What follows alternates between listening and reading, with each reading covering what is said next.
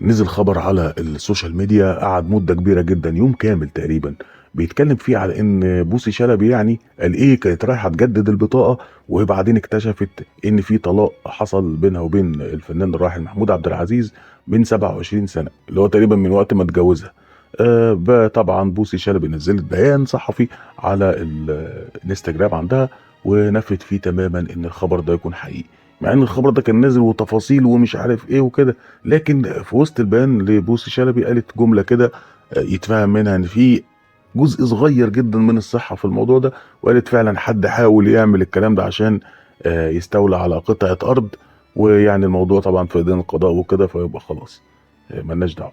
الكلام بقى ايه يعني؟ الخبر ده كله طلع مش حقيقي بالمناسبه يعني، بالنسبه للناس اللي هي كانت نقلته وقالت طبعا انا بقى يعني ايه، دي فبركه ودي مش ده كلام مش حقيقي وكده.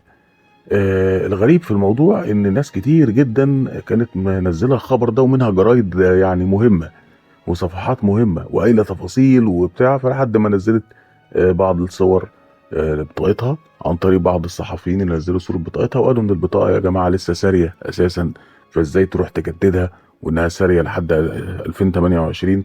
فبالتالي الخبر كله كده. وبيان بوسي شلبي بيقول ان الخبر مش كذب، ان في حته يعني صغيره مش كذب، لكن بقيه الخبر كذب، ان هي لا راحت جددت البطاقه ولا حصل كل الكلام ده، انما هو محاوله من حد، وما قالتش هو مين الحد ده اصلا. فيعني اكيد لو صادفك الخبر ده ولقيته في اي بيج من البيجات اللي فاتت، فاعرف ان بيان بوسي شلبي الاخير قضى تماما على الخبر ده، ولكن ساب جزء صغير منه.